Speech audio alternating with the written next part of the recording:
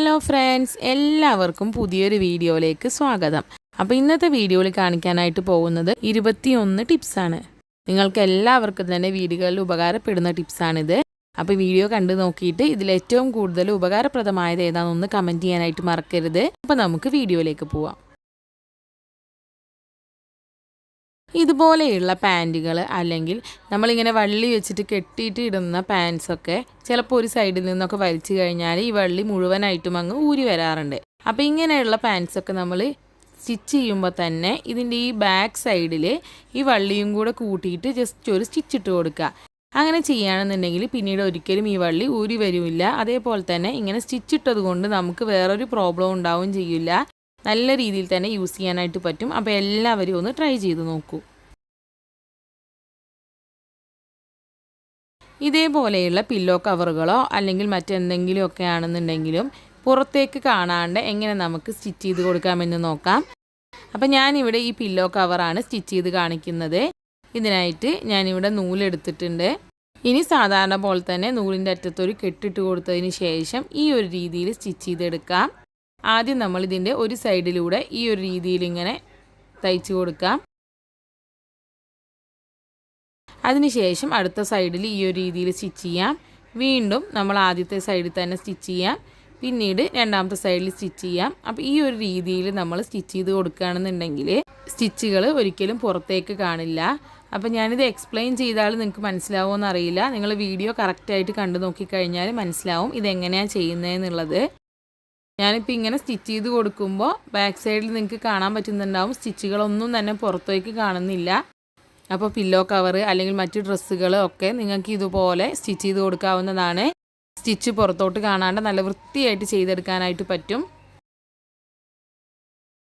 അപ്പോൾ ഇതിപ്പോൾ ഞാൻ സ്റ്റിച്ച് ചെയ്ത് കഴിഞ്ഞിട്ടുള്ള ഭാഗമാണ്. ഈ ഭാഗം നോക്കിയാൽ മനസ്സിലാവും ഒരു സ്റ്റിച്ച് പോലും പുറത്തേക്ക് കാണുന്നില്ല.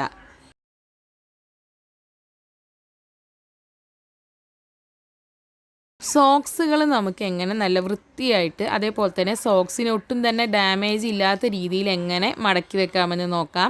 നമ്മൾ പല രീതിയിലും ഫോൾഡ് ചെയ്യാറുണ്ട്. പക്ഷേ അങ്ങനെയൊക്കെ ചെയ്ത് കഴിഞ്ഞിട്ടുണ്ടെങ്കിൽ ചിലപ്പോൾ സോക്സിന് ഡാമേജ് സംഭവിക്കാനുള്ള ചാൻസ് ഉണ്ട്.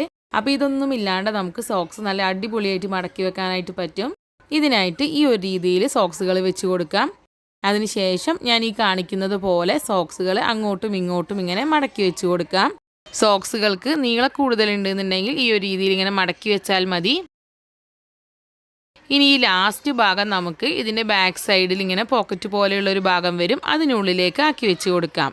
അപ്പം ഇങ്ങനെ വെച്ച് കൊടുത്തു കഴിഞ്ഞാൽ സോക്സുകൾ നല്ല വൃത്തിയായിട്ട് ഇരിക്കും. അതേപോലെ തന്നെ സോക്സിന് ഒരിക്കലും ഒരു കേടുപാടും സംഭവിക്കുമില്ല. റബ്ബർ ബാൻഡുകൾ സൂക്ഷിച്ച് വെക്കുമ്പോൾ ഇതേപോലെ ഒരുമിച്ച് വെച്ച് കഴിഞ്ഞാൽ അതെല്ലാം തന്നെ കൂട്ടി ഒട്ടിപ്പോവാനുള്ള ചാൻസ് ഉണ്ട്.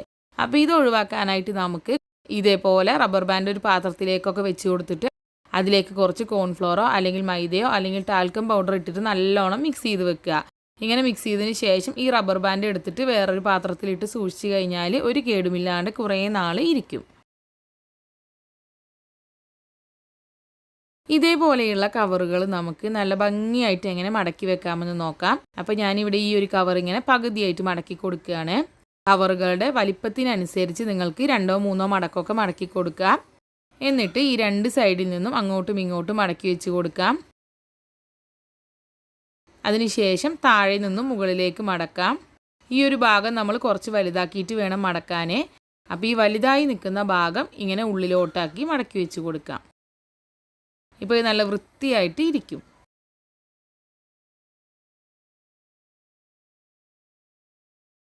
ചിലർക്കെങ്കിലുമൊക്കെ സൂചിയിൽ നൂല് കോർക്കാനായിട്ട് ഭയങ്കര പ്രയാസമായിരിക്കും. അപ്പോൾ ഇങ്ങനെയുള്ളവർക്ക് ചെയ്യാൻ പറ്റിയിട്ടുള്ള ഒരു കാര്യമാണ് പറയുന്നത്.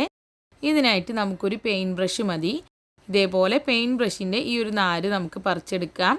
വളരെ തിന്നായിട്ടുള്ള നാരായിരിക്കും ഇങ്ങനെ പെയിൻറ്റ് ബ്രഷിന് കൂടുതലും ഉണ്ടാവുക. എന്നിട്ട് ഇത് നമുക്ക് ജസ്റ്റ് ഒന്നിങ്ങനെ മടക്കി കൊടുക്കാം. അതിനുശേഷം ഈ സൂചിയുടെ ഹോളിലൂടെ ഇട്ട് കൊടുക്കാം. ഇത് നല്ല സ്റ്റിഫായിട്ട് നിൽക്കുന്നത് കൊണ്ട് തന്നെ ഈ ഹോളിലൂടെ പെട്ടെന്ന് തന്നെ കയറി കിട്ടും. അതിനുശേഷം ഈ ലൂപ്പിനുള്ളിലൂടെ നൂലിട്ട് കൊടുക്കാം. എന്നിട്ട് ഇങ്ങനെ ഒന്ന് വലിച്ചു കൊടുക്കാം. ഇപ്പോൾ ഈസി ആയിട്ട് സൂചിയിൽ നൂല് കയറിയിട്ടുണ്ട്. ടേബിൾ ഫാനുകൾ ക്ലീൻ ചെയ്തെടുക്കാനായിട്ട് നമുക്ക് ഇതേപോലെയുള്ള സ്പോഞ്ചോ അല്ലെങ്കിൽ നമ്മൾ കിച്ചണിലൊക്കെ യൂസ് ചെയ്യുന്ന സ്പോഞ്ചോ ഒക്കെ എടുക്കാവുന്നതാണ്. ഞാനിവിടെ ഈ ഒരു സ്പോഞ്ചാണ് എടുക്കുന്നത്. അപ്പോൾ ഇതിൽ നിന്നും ചെറിയൊരു പീസ് കട്ട് ചെയ്തെടുക്കുകയാണ്. അതിനുശേഷം ഈ ഒരു രീതിയിൽ നമുക്കിങ്ങനെ മുറിച്ച് കൊടുക്കാം. മുഴുവനായിട്ടും കട്ടാവരുത്. അപ്പോൾ ഞാൻ ഇങ്ങനെ മുറിച്ചെടുത്തിട്ടുണ്ട്. അതിനുശേഷം ഇനി ഇതിനെ തിരിച്ച് വെച്ചിട്ട് നമുക്ക് മുറിച്ച് കൊടുക്കാം. ഇപ്പോൾ നമുക്ക് ഈ ഒരു രീതിയിൽ കിട്ടിയിട്ടുണ്ട്. ഇനി ഇത് വെച്ചിട്ട് നമുക്ക് ടേബിൾ ഫാന് ക്ലീൻ ചെയ്ത് കൊടുക്കാം. അപ്പോൾ നമ്മളിങ്ങനെ തുടച്ച് കൊടുക്കുന്ന സമയത്ത് ഇതിലെ ഈ കട്ടായ ഭാഗങ്ങൾ ഇതിനിടയിലൂടെയൊക്കെ കയറിയിട്ട് പൊടികളൊക്കെ നമുക്ക് പെട്ടെന്ന് കളയാനായിട്ട് പറ്റും. അപ്പോൾ എല്ലാവരും ഒന്ന് ട്രൈ ചെയ്ത് നോക്കൂ. അടുത്തതായിട്ട് പറയുന്നത് ടിഷ്യൂ പേപ്പർ ബോക്സ് നമുക്ക് നല്ല രീതിയിൽ എങ്ങനെ ഒന്ന് ഹാങ് ചെയ്തിടാമെന്ന് നോക്കാം. ഇതിനായിട്ട് ഞാൻ ഇതേപോലെയുള്ള ഒരു കവറാണ് എടുത്തിട്ടുള്ളത്. ഏത് രീതിയിലുള്ള കവറുകൾ വേണമെങ്കിലും എടുക്കാവുന്നതാണ്. പേപ്പർ കവറാണെങ്കിൽ കൂടുതൽ നല്ലത്. ഇപ്പം ഞാൻ ഈ ടിഷ്യൂ ബോക്സ് ഈ കവറിലേക്ക് ഇങ്ങനെ ഇട്ട് കൊടുക്കുകയാണ്. അതിനുശേഷം നമുക്ക് ഈ ടിഷ്യൂ പേപ്പേഴ്സ് എടുക്കേണ്ട ആ ഭാഗം ഇതുപോലെ ഒന്ന് കട്ട് ചെയ്ത് കൊടുക്കാം. ഇനി നമുക്ക് ഇതിനുള്ളിലൂടെ ടിഷ്യൂ പേപ്പർ എടുക്കാനായിട്ട് പറ്റും. അപ്പോൾ നമുക്ക് ഈ ഒരു കവർ എവിടെയെങ്കിലും ഹാങ് ചെയ്തിട്ടിട്ട് അതിൽ നിന്നും ഈസി ആയിട്ട് ടിഷ്യൂ പേപ്പർ എടുക്കാനായിട്ട് പറ്റും. അപ്പോൾ കുട്ടികളൊക്കെ ഉള്ള വീടാണെന്നുണ്ടെങ്കിൽ നിങ്ങൾക്ക് ടിഷ്യൂ പേപ്പർ മുകളിലൊക്കെ ഈ ഒരു രീതിയിൽ ഹാങ് ചെയ്തിടാവുന്നതാണ്. പോലെയുള്ള മരത്തിൻ്റെയോ അല്ലെങ്കിൽ ഇരുമ്പിൻ്റെയോ ഒക്കെ ചെയറുകൾ നമ്മുടെ വീട്ടിലുണ്ടായിരിക്കും. അതിൻ്റെയൊക്കെ താഴ്ഭാഗത്തുള്ള ബുഷ് പോയിട്ടുണ്ടെന്നുണ്ടെങ്കിൽ ചെയ്യാൻ പറ്റുന്ന ഒരു ടിപ്പാണ് പറയുന്നത്. ഇതിനായിട്ട് ഞാനിവിടെ യൂസ് ചെയ്യുന്നത് ഇതേപോലെയുള്ള ഒരു സ്പോഞ്ചാണ്. ഈ സ്പോഞ്ചിൽ നിന്നും ഞാൻ ചെറിയ ചെറിയ പീസസ് കട്ട് ചെയ്തെടുക്കുകയാണ്. അതിനുശേഷം ഈ പീസസ് നമുക്ക് ഈ ചെയറിൻ്റെ ഓരോ കാലിൻ്റെയും താഴ്ഭാഗത്ത് ഇങ്ങനെ ഒട്ടിച്ചു കൊടുക്കാം. ഇങ്ങനെ ചെയ്ത് കഴിഞ്ഞാൽ നമ്മുടെ നിലത്തൊന്നും പോറൽ വീഴൊന്നുമില്ല, നല്ല രീതിയിൽ തന്നെ ഇരിക്കും.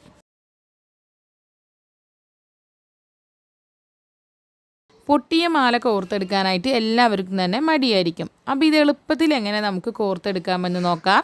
അപ്പോൾ ഇതിനായിട്ട് ഞാനിവിടെ ഒരു നൂലെടുത്തിട്ടുണ്ട്. ഇനി നമുക്ക് വേണ്ടത് ഒരു പെയിൻറ്റ് ബ്രഷാണ്. അപ്പോൾ ഈ പെയിൻറ്റ് ബ്രഷിൻ്റെ ഒരു നാര് നമുക്ക് മുറിച്ചെടുക്കാം. അതിനുശേഷം ഇങ്ങനെ ഒന്ന് മടക്കി കൊടുക്കാം. എന്നിട്ട് ഈ ലൂപ്പിനുള്ളിലൂടെ ഈ നൂലിട്ട് കൊടുക്കാം. ഇനി നമുക്ക് ഈ പൊട്ടിയ മാലയുടെ ഈ നൂലിൻ്റെ ഈ ഭാഗം ഇതേപോലെ ഒന്ന് രണ്ടാക്കി കൊടുക്കാം. ഇപ്പോൾ ഇതിൽ 2 ലെയർ നൂലുള്ളത് കൊണ്ട് ഞാൻ അതിൽ നിന്ന് ഒരെണ്ണം കട്ട് ചെയ്ത് മാറ്റിയിട്ടുണ്ട്. അതിനുശേഷം ഈ പെയിൻറ്റ് ബ്രഷിൻ്റെ നാര് ഈ ഒരു രീതിയിൽ ഇങ്ങനെ വെച്ചിട്ട് മുത്തുകൾ ഇങ്ങനെ കയറ്റി കൊടുക്കാം അതിലേക്ക്. ഇതിങ്ങനെ സ്റ്റിഫായിട്ട് നിൽക്കുന്നത് കൊണ്ട് മുത്തുകൾ പെട്ടെന്ന് തന്നെ ഇതിലൂടെ കയറിക്കോളും.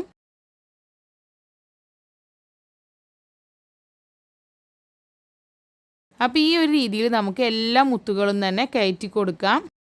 പൊട്ടിയിട്ട് പുറത്തേക്ക് പോയിട്ടുള്ള മുത്തുകൾ മാത്രം നമ്മൾ അല്ലാത്ത രീതിയിൽ കോർത്ത് കൊടുത്താൽ മതി. അപ്പോൾ ഇങ്ങനെ ചെയ്യുകയാണെന്നുണ്ടെങ്കിൽ മാലകൾ കോർക്കാനായിട്ട് വളരെ എളുപ്പമായിരിക്കും. അപ്പോൾ എല്ലാവരും ഒന്ന് ട്രൈ ചെയ്ത് നോക്കുക. നമ്മുടെ ഫോൺ ചാർജറിൻ്റെയൊക്കെ ഈ ഒരു ഭാഗം പെട്ടെന്ന് തന്നെ നാശാവാറുണ്ട്. അപ്പോൾ ഇങ്ങനെ നാശമായി കഴിഞ്ഞാൽ നമുക്ക് ഇതേപോലെയുള്ള ഒരു സ്ട്രോ ഉണ്ടെങ്കിൽ ശരിയാക്കി എടുക്കാനായിട്ട് പറ്റും. അതിനായിട്ട് ഞാനിവിടെ ഈ സ്ട്രോൻ്റെ ചെറിയൊരു പീസ് കട്ട് ചെയ്തെടുത്തിട്ടുണ്ട്. അതിനുശേഷം സ്ട്രോ ഇതുപോലെ ഒന്ന് ഓപ്പൺ ആക്കി കൊടുക്കാം. എന്നിട്ട് ഈ പൊട്ടിയ ഭാഗത്ത് ഇങ്ങനെ ഇട്ട് കൊടുക്കാം. അതിനുശേഷം ഒരു റബ്ബർ ബാൻഡോ അല്ലെങ്കിൽ നല്ല ഒരു ത്രെഡോ എടുത്തിട്ട് നല്ലോണം ഇങ്ങനെ ചുറ്റി കൊടുക്കാം. ഇങ്ങനെ ചെയ്ത് കഴിഞ്ഞാൽ ഇതൊരു കേടുമില്ലാണ്ട് കുറേ നാൾ ഇരുന്നോളും. ഇനി നമുക്ക് ഫോണൊക്കെ വെക്കാനായിട്ട് നല്ലൊരു അടിപൊളി സ്റ്റാൻഡ് ഉണ്ടാക്കിയെടുക്കാം. ഇതിനായിട്ട് നമുക്ക് ഒരു സാധനവും എക്സ്ട്രാ വേണ്ട കാര്യമില്ല. നമ്മുടെ കിച്ചണിലൊക്കെ നമുക്ക് പെട്ടെന്ന് ഇങ്ങനെ സ്റ്റാൻഡിലൊക്കെ ഫോൺ വെച്ചിട്ട് എന്തെങ്കിലുമൊക്കെ വീഡിയോ ഒക്കെ കാണണമെന്നുണ്ടെങ്കിലൊക്കെ ഈ ഒരു രീതി നമുക്ക് ചെയ്യാവുന്നതാണ്. അപ്പോൾ ഇതിനായിട്ട് ഞാൻ ഒരു കുപ്പിയും റബ്ബർ ബാൻഡും എടുത്തിട്ടുണ്ട്. എന്നിട്ട് റബ്ബർ ബാൻഡ് ഈ ഒരു രീതിയിൽ ഫോണിലിട്ട് കൊടുക്കാം. അതിനുശേഷം കുപ്പിയുടെ ബാക്ക് സൈഡിലൂടെ കൊണ്ടുവന്നിട്ട് ഫോണിൻ്റെ അടുത്ത സൈഡിൽ ഇട്ട് കൊടുക്കാം. ഇങ്ങനെ വെക്കുകയാണെന്നുണ്ടെങ്കിൽ ഫോൺ നല്ല സേഫായിട്ട് ഇരുന്നോളും. കുപ്പി കുറച്ച് വെയിറ്റ് ഉണ്ടാവണമെന്ന് മാത്രമേ ഉള്ളൂ, അല്ലെങ്കിൽ ഫോൺ വീണ് പോകാനുള്ള ചാൻസ് ഉണ്ട്. അപ്പോൾ കുപ്പിയിൽ കുറച്ച് വെള്ളമൊക്കെ ആക്കിയിട്ട് ഇതേപോലെ വെക്കുകയാണെന്നുണ്ടെങ്കിൽ നമുക്ക് നല്ലൊരു സ്റ്റാൻഡായിട്ട് യൂസ് ചെയ്യാവുന്നതാണ്. നമ്മൾ ഇതേപോലെയുള്ള സ്വിച്ച് ബോർഡിലോ അല്ലെങ്കിൽ എക്സ്റ്റൻഷൻ ബോർഡിലോ ഒക്കെ ഫോൺ ചാർജറുകളൊക്കെ കുത്തി വെച്ചിട്ടുണ്ടെന്നുണ്ടെങ്കിൽ അതിൻ്റെ ഈ വള്ളികൾ ഇങ്ങനെ താഴോട്ട് തൂങ്ങിക്കിടക്കാറുണ്ട്. അപ്പോൾ ഞാനിവിടെ ഒരു എക്സ്റ്റൻഷൻ ബോർഡ് വെച്ചിട്ടാണ് കാണിക്കുന്നത്. നിങ്ങൾ സാധാരണ സ്വിച്ച് ബോർഡിലും ഈ ഒരു രീതിയിൽ ചെയ്യാവുന്നതാണ്.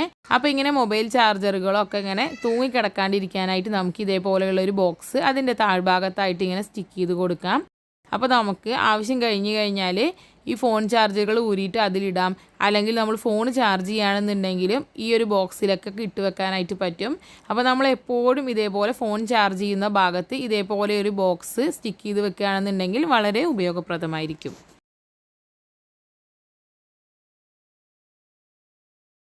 ഇതേപോലെയുള്ള ജീൻസുകൾ നമുക്ക് നല്ല വൃത്തിയായിട്ട് എങ്ങനെ എളുപ്പത്തിൽ മടക്കി വെക്കാമെന്ന് നോക്കാം. ഇതിനായിട്ട് ഞാൻ ഈ പാൻറ്റിൻ്റെ ഈ വേസ്റ്റ് ഭാഗം ഇങ്ങനെ ബാക്ക് സൈഡിലോട്ട് മടക്കി വെച്ച് കൊടുക്കുകയാണ്. അതിനുശേഷം ഇതിനെ ഇങ്ങനെ രണ്ടായിട്ട് മടക്കി കൊടുക്കാം. ഇനി താഴ്ഭാഗത്ത് നിന്നും മുകളിലേക്ക് മടക്കി വെച്ച് കൊടുക്കാം. അതിനുശേഷം ഈ ഒരു സൈഡ് ഇങ്ങനെ മടക്കി ഉള്ളിലേക്കാക്കി വെച്ച് കൊടുക്കാം. ഇനി നമുക്ക് എത്രയാണോ വലിപ്പം വേണ്ടത് അതിനനുസരിച്ച് 1 or 2 മടക്കുകളാക്കിയിട്ട് ഇങ്ങനെ വെച്ച് കൊടുക്കാം. അതിനുശേഷം ഈ ബാക്ക് സൈഡിലുള്ള ഈ പോക്കറ്റ് പോലെയുള്ള ഭാഗം ഫ്രണ്ടിലോട്ടാക്കി വെച്ച് കൊടുക്കാം. അപ്പോൾ ഇങ്ങനെ വെച്ച് കഴിഞ്ഞാൽ നമ്മുടെ പാൻറ് നല്ല വൃത്തിയായിട്ടിരിക്കും. അതേപോലെ തന്നെ വളരെ കുറച്ച് സ്പേസ് മതി ഇത് വെക്കാനായിട്ടും. ഇതേപോലെയുള്ള എക്സ്റ്റൻഷൻ ബോർഡുകളുടെ ഈ വയറുകൾ നമ്മളിങ്ങനെ ഇതിലിങ്ങനെ ചുറ്റി വെച്ചിട്ടുണ്ടെങ്കിൽ ചിലപ്പോഴൊക്കെ അത് അഴിഞ്ഞു പോകാനൊക്കെ ചാൻസ് ഉണ്ട്. അതേപോലെ തന്നെ നല്ല വൃത്തിയായിട്ടൊക്കെ ഇരിക്കണം എന്നുണ്ടെങ്കിൽ നമുക്ക് ചെയ്യാൻ പറ്റുന്ന ഒരു കാര്യമാണ് പറയുന്നത്. അപ്പോൾ ഇതേപോലെ ചുറ്റി വെച്ചിട്ടുള്ള ഈ എക്സ്റ്റൻഷൻ ബോർഡുകളുടെ ഈ പ്ലഗ് നമുക്ക് ഈ സോക്കറ്റിനുള്ളിലേക്ക് ഇങ്ങനെ ഇട്ട് കൊടുക്കാം. അപ്പോൾ ഇങ്ങനെ വെച്ച് കൊടുത്തു കഴിഞ്ഞാൽ ഇത് നല്ല വൃത്തിയായിട്ടിരിക്കും. അതേപോലെ തന്നെ ഒരിക്കലും ഇത് അഴിഞ്ഞു പോവുമില്ല.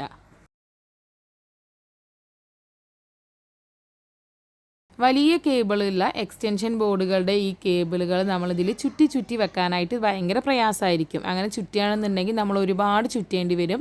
അപ്പോൾ ഇങ്ങനെയുള്ള എക്സ്റ്റൻഷൻ ബോർഡുകളുടെ ഈ വയറുകൾ എന്ത് ചെയ്യാമെന്ന് നോക്കാം. ഇങ്ങനെ വലിയ കേബിളാണെന്നുണ്ടെങ്കിൽ ഈ ഒരു രീതിയിൽ നമുക്കിതിങ്ങനെ കോർത്ത് കൊണ്ടുവരാം. അപ്പോൾ ഇങ്ങനെ നമുക്കിത് മുഴുവനായിട്ടും കോർത്ത് കൊടുത്തതിന് ശേഷം ഇതേപോലെ ഈ ഒരു സോക്കറ്റിലേക്ക് ഇങ്ങനെ പ്ലഗ് ചെയ്ത് കൊടുക്കാം. അപ്പോൾ ഇങ്ങനെ നമ്മൾ വെക്കുകയാണെന്നുണ്ടെങ്കിൽ നമുക്കിത് ഊരിയെടുക്കാനും വളരെ എളുപ്പമായിരിക്കും. നമ്മൾ ഈ ഒരു രീതിയിൽ ഇങ്ങനെ കേബിൾ വെച്ച് കൊടുത്തു കഴിഞ്ഞാൽ നമുക്കത് അഴിച്ചെടുക്കണമെന്നുണ്ടെങ്കിൽ ജസ്റ്റ് ഒന്നിങ്ങനെ വലിച്ചു കൊടുത്താൽ മാത്രം മതി. അപ്പോൾ വേണ്ട അത്ര ഭാഗം മാത്രം നമുക്ക് വലിച്ചിട്ട് യൂസ് ചെയ്യാനായിട്ടും പറ്റും. അപ്പോൾ എല്ലാവരും ഒന്ന് ട്രൈ ചെയ്ത് നോക്കൂ. ഇതേപോലെയുള്ള സേഫ്റ്റി പിന്നുകളോ അല്ലെങ്കിൽ ബോൾ പിന്നുകളോ ഒക്കെ ചില ഡ്രസ്സുകളിലൊക്കെ കുത്തുന്ന സമയത്ത് ഡ്രസ്സ് നാശാവാനുള്ള ചാൻസ് ഒക്കെ ഉണ്ട്. അപ്പോൾ ഇങ്ങനെയുള്ള സമയത്ത് നമുക്ക് ഇതേപോലെയുള്ള ഒരു പേപ്പർ പീസ് ഉണ്ടെങ്കിൽ അത് പരിഹരിക്കാനായിട്ട് പറ്റും. അപ്പോൾ ഇതിനായിട്ട് ഞാൻ ഇതേപോലെ ചെറിയൊരു പേപ്പർ പീസ് കട്ട് ചെയ്തെടുക്കുകയാണ്. ഇനി നമുക്ക് ഈ പേപ്പർ പീസ് എവിടെയാണോ നമുക്ക് പിൻ ചെയ്യേണ്ടത് ആ ഒരു ഭാഗത്ത് ഇതേപോലെ വെച്ചതിന് ശേഷം സേഫ്റ്റി പിന്ന് വെച്ച് കുത്തി കൊടുക്കാം. ഇങ്ങനെ ചെയ്യുകയാണെന്നുണ്ടെങ്കിൽ നമുക്ക് ബാക്ക് സൈഡിലോട്ട് പേപ്പർ പീസ് കാണുമില്ല. ഒരിക്കലും നമ്മുടെ ഈ ഷോളൊന്നും ചീത്തയാവുമില്ല. അപ്പോൾ ഇതേപോലെ നമ്മൾ സ്വെറ്ററുകളോ അല്ലെങ്കിൽ കുട്ടികളുടെ നെറ്റിൻ്റെയൊക്കെ ഉടുപ്പുകളോ ഒക്കെ ആണെന്നുണ്ടെങ്കിൽ ഇതേപോലെ പേപ്പർ വെച്ചിട്ട് കുത്തി കൊടുത്തു കഴിഞ്ഞാൽ ഒരിക്കലും ക്ലോത്ത് നാശാവില്ല.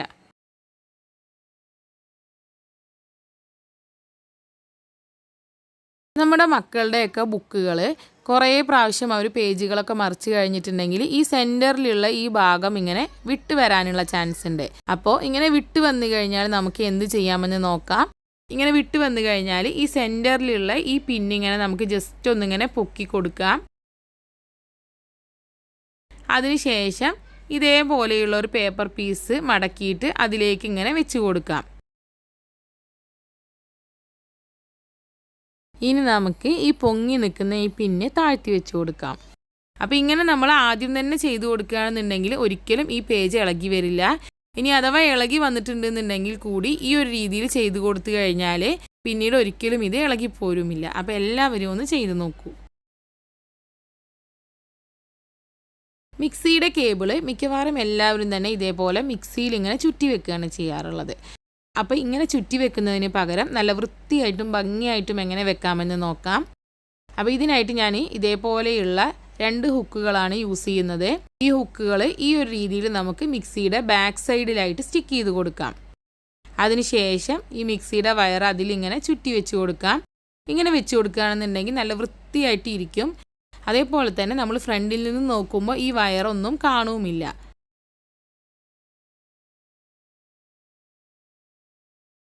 ഇതേപോലെയുള്ള റൈസറുകൾ നമ്മൾ കവർ ഇല്ലാണ്ട് വെച്ച് കഴിഞ്ഞിട്ടുണ്ടെങ്കിൽ പെട്ടെന്ന് എടുത്തു കഴിഞ്ഞാൽ കൈയൊക്കെ മുറിയാനുള്ള ചാൻസ് ഉണ്ട്. അപ്പോൾ ഇതിന് നമുക്ക് ഒരു സ്ട്രോ വെച്ചിട്ട് ഒരു കവർ ഉണ്ടാക്കിയെടുക്കാം. ഇതേപോലെ സ്ട്രോയുടെ ചെറിയൊരു പീസ് കട്ട് ചെയ്തെടുക്കാം. അതിനുശേഷം ഇതേപോലെ ഓപ്പൺ ആക്കി കൊടുക്കാം. ഇനി നമുക്കിത് റൈസറിന് കവറായിട്ട് യൂസ് ചെയ്യാവുന്നതാണ്.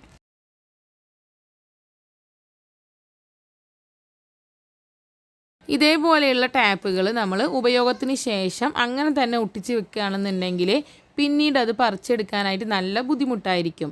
അപ്പോൾ വളരെ എളുപ്പത്തിൽ നമുക്കിതിൻ്റെ അറ്റം കിട്ടാനായിട്ട് നമ്മളിത് ഉപയോഗിക്കുന്ന സമയത്ത് സ്റ്റിക്കർ ഇതിൽ നിന്നും കട്ട് ചെയ്തെടുക്കുമ്പോൾ ഈ ഒരു രീതിയിൽ ഒന്ന് ട്വിസ്റ്റ് ചെയ്തതിന് ശേഷം കട്ട് ചെയ്തെടുക്കാനായിട്ട് നോക്കുക. അപ്പോൾ ഏതൊരു ടൈപ്പ് ടാപ്പാണെന്നുണ്ടെങ്കിലും ഇതേപോലെ ഒന്ന് ട്വിസ്റ്റ് ചെയ്തിട്ട് നമുക്ക് ആവശ്യമുള്ള ഭാഗം കട്ട് ചെയ്തെടുക്കാം. അപ്പോൾ ഇങ്ങനെ വെക്കുകയാണെന്നുണ്ടെങ്കിൽ നമുക്ക് പിന്നീട് ടേപ്പിൻ്റെ അറ്റം തപ്പി നടക്കേണ്ട ആവശ്യമില്ല.